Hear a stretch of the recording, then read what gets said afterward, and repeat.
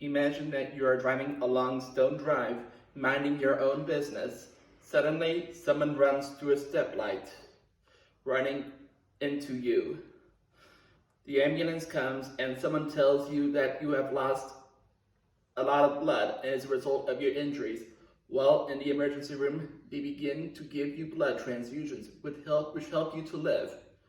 Did you ever think about where that blood they are getting to save your life comes from? Every day, people's lives depend upon the availability of blood products. All of those products are the result of donations by people in the community. But our healthcare system is seeing a shortage of blood products.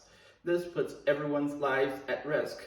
The American Red Cross estimates that on average, someone in the US requires a blood product every 2 minutes. They have announced that there is a national blood shortage.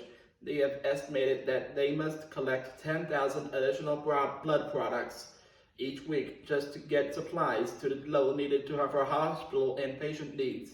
Let us look at just why we need people to step up in their blood donation.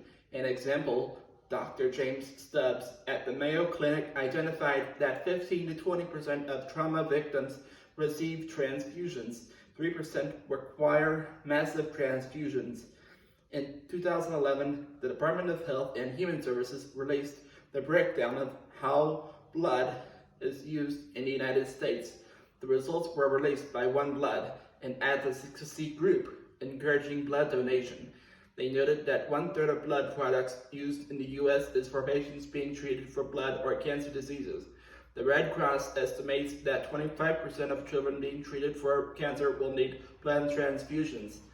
There are inherited blood disorders such as sickle cell anemia and hemophilia that require regular blood products. Certain surgeries also often need blood transfusions.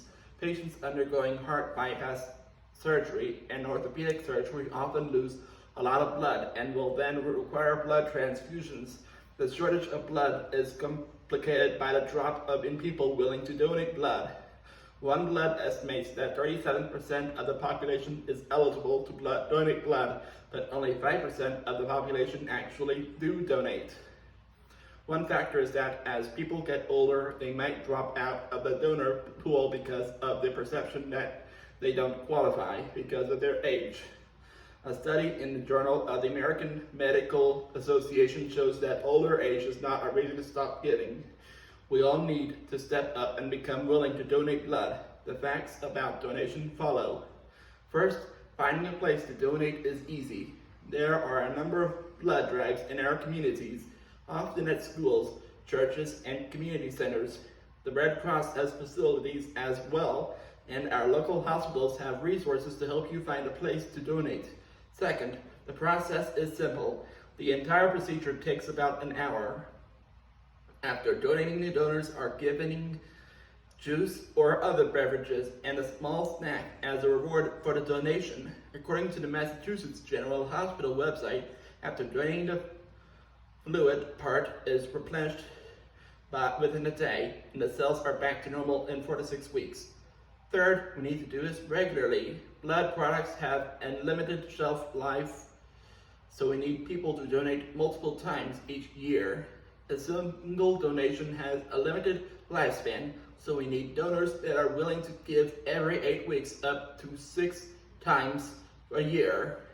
Admittedly, not everyone can give. Some people have diseases or are on medications that prevent them from donating. This means that those who can should. So, you've decided to donate. Just what are the benefits? First, you're helping more than one person. The Red Cross estimates that each blood donation can help as many as 4 people. These are your neighbors, friends, even family whose lives you are helping to save. Next, this is a donation that literally costs you nothing. All you have to do is roll up your sleeve and give out an hour to help someone else. Columbia University has limited that there are actually health benefits seen by those who are regular blood donors. They have found that regular donors might see a decrease in their blood pressure and might even reduce the risk of Heart attacks. For those of you who are calorie conscious, the blood donation requires 500 calories to replace it. This is a lot less than the snack they give you after donation. We all want to find ways to help members of the community. Blood donation is something that keeps on giving. This is a great way to help give the gift of life to our fellow man. Please consider becoming a regular blood donor.